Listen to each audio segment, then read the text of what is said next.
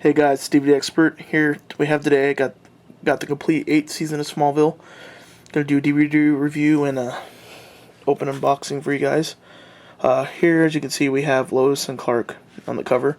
I really enjoy this season because it shows Clark starting to work at the Daily Planet, as well as more of Lois working at the Daily Planet.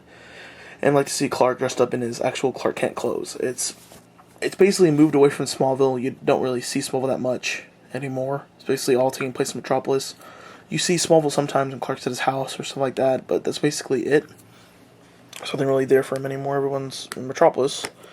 I love what's his name? Sam Witwer in this season. He plays Doomsday, which is so awesome to see Doomsday in this. I thought the fight scene in the finale, which was Doomsday, was really crappy. It was really short, and Clark Kent only hit the thing once, basically. It wasn't really much. They introduced the new villain, which is Tess Mercer. She basically takes over the Corp for Lex. And she's probably just as bad as him. Maybe a bit worse, but sure, Lex does actually make an appearance in this season, but not Michael Rosenbaum. Lex basically hurt from what happened in the results of Season 7 where the fortress collapsed on top of them both, Clark and Lex. And you don't hear... You think he's dead, basically. For the entire season until, like, mid-season, I think. Where you find out he's alive and Green Arrow kills him. And he actually really does kill Lex Luthor. But Lex Luthor does have clones and stuff, apparently, which I thought was going to happen. I was like, he has to have clones, and they did. They brought clones into Season 10. And which is really cool.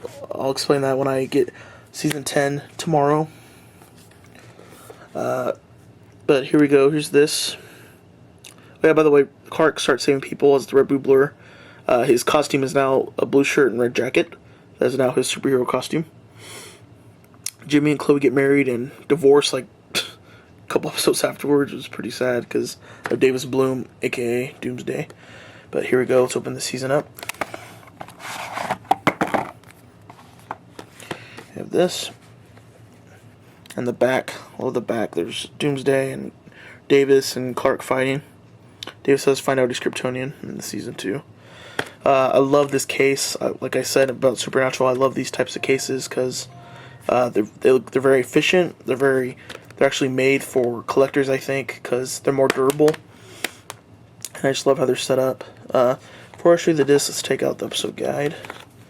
And let's open these discs up. And there's the cast shot. That's the back for this season, which is pretty cool. There's disc 1. And by the way, I love this too. I love how the discs are all on their each separate pages. I know on the first disc page, there's disc 1, disc 2, disc 3. By the way, Lois does dye her hair black or brownish type of color instead of having that blonde hair. So she actually looks like Lois Lane more.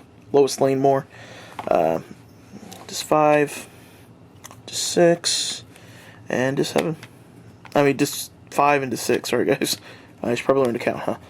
But anyway, Justin Hartley does come back as Green Arrow, and he's the series regular in seasons 8, 9, and 10. Which is cool. I'm glad to have him. Like I said, Jimmy Olsen, this is his last season for Aaron Ashmore. He does leave the show because he's not the real Jimmy Olsen, apparently. But he does come back season 10 as the real Jimmy Olsen. For a little 10-second scene, I think it is. But still really cool to see him. Anyway, here's the episode guide for season 8. Shows the Daily Planet, which is only right because basically they all start working at the Daily Planet. That's the center of the show now. Here's the back. Clark is back in the Phantom Zone because him and Lois got sucked up in the Phantom Zone crystal. And they bring Kara back with her, which in season 7, if you watched it, gets lost in the Phantom Zone. Here we go. Here is a letter from PS3. Right there, as you can see, PS3. It's Darren Swimmer, Kelly Souders, Todd Slavkin, and Brian Peterson. I think that's their names. So I don't think it says it anywhere here, but those are their names. And this is the only season all 4 of them are like that together. I think I think Darren Swimmer and Todd Slavkin leave to do their own show, which was Melrose Place, which kind of flopped, wasn't very good. But Kelly Sauter's Brandon Pearson finished up the series with seasons 9 and 10, which are absolutely very good. Here we go.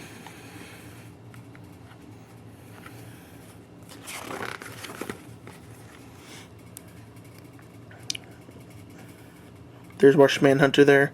Lowe's character, forgot to mention he appeared in season 6. Probably should have mentioned that too. And this is my favorite thing they started doing in season 8. Legion, right there. And it's not only Legion, I think season 9 it's what guys was it? Can't think of the name.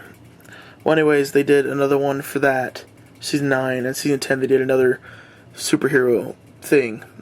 All by Jeff Johns, by the way, which is really cool. And this one was Legion, which I love. Great episode. Here's more. There's Toyman right there. I loved his addition. He was great Toyman. He was perfect Toyman, I think. I think he was perfect choice for Toyman. Santana was introduced in the season of the Justice League hero. It's really cool. And we have the epic season finale that wasn't really that epic. Jimmy does find out Clark is Brett Boobler in this, but then dies shortly after, which sucks. And Oliver really becomes an outcast when they find out, Justice League finds out that he killed Lex. So, and that also comes into effect in season 9, which is all pretty good. Season 9 is probably the darkest season, I would say, that Smallville has done. Clark and Oliver basically lost, I think. And Clark does find his humanity again in season 10. After all his trials in season 9. But we'll talk about that when we unbox that and review that. But anyway, there's season 8. Hope you guys like it. Don't forget to subscribe and enjoy.